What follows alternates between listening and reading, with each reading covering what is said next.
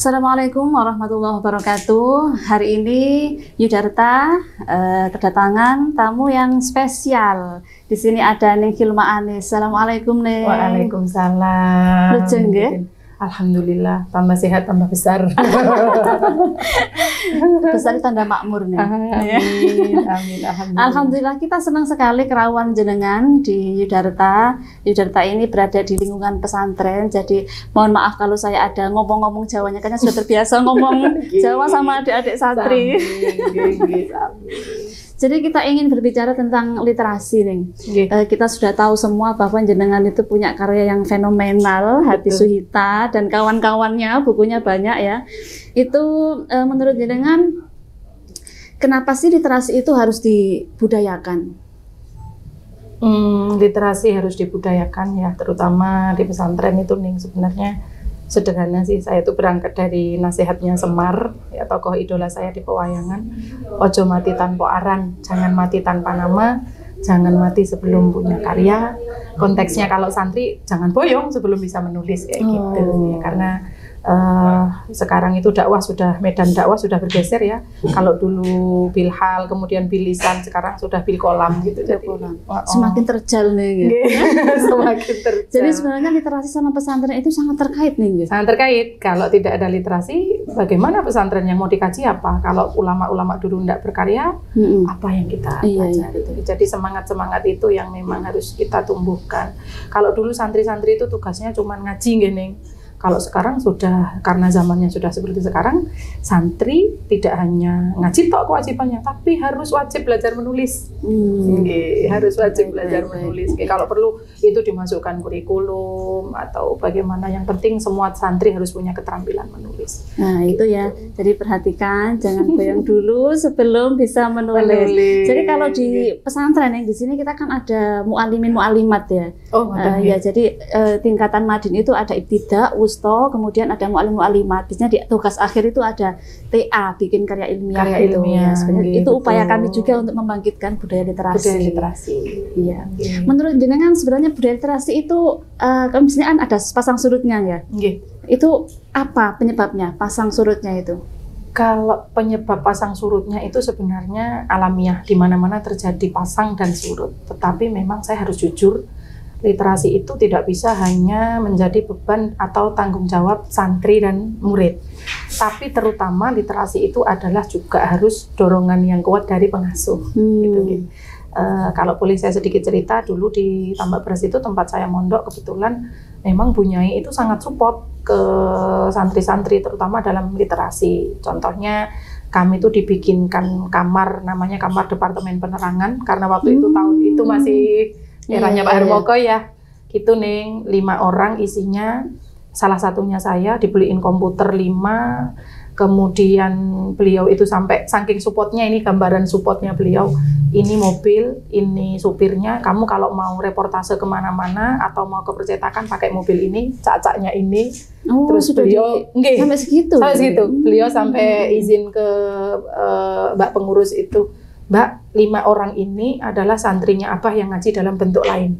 Kalau ada terlambatnya jamaah, ada terlambatnya diniyah, jangan dihukum. Karena dia memiliki perjuangan yang tidak sama dengan kalian. Dia sangat berat tugasnya. Dia mondok tapi harus bikin majalah. Dan Bu Nyai Ning waktu itu, saya tidak izinkan kalian dompleng Pondok Putra. Pokoknya harus punya majalah perempuan sendiri, berdiri sendiri, tidak boleh gabung gitu. Memang biasanya seperti itu ya. Jadi kalau kita itu ada putra putri, biasanya yang putri jadi subordinat. Lah kalau konsumsi bagian konsumsi yang punya harus kamu punya majalah sendiri ya, 5 orang ini digembleng.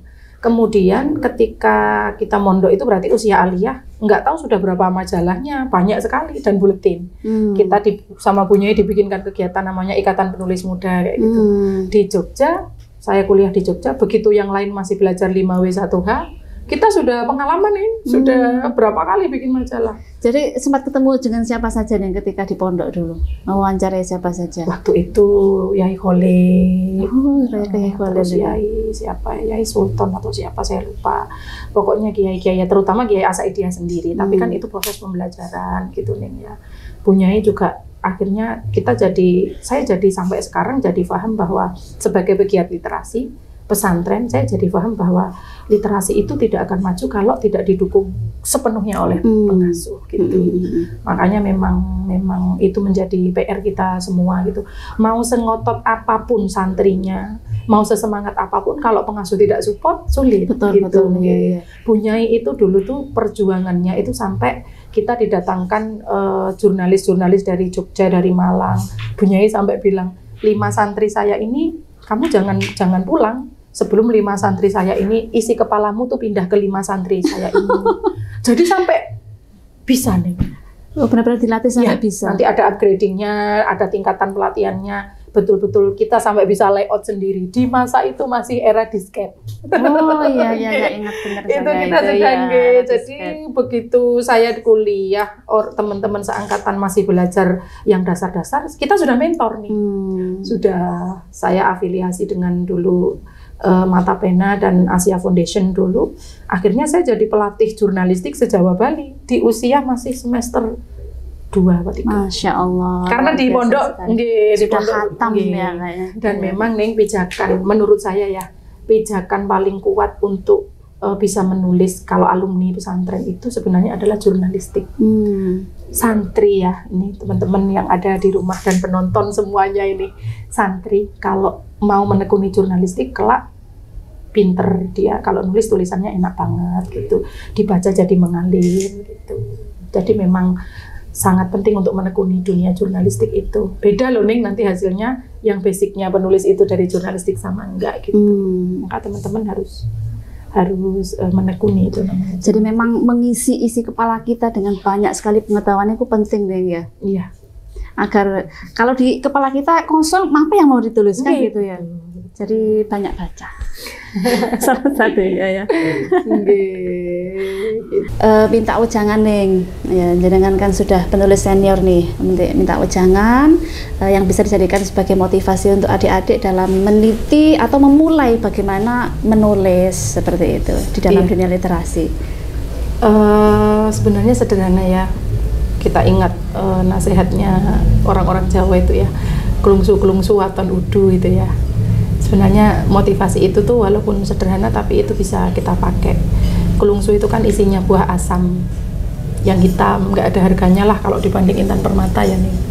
Tapi watan udu yang penting nyumbang.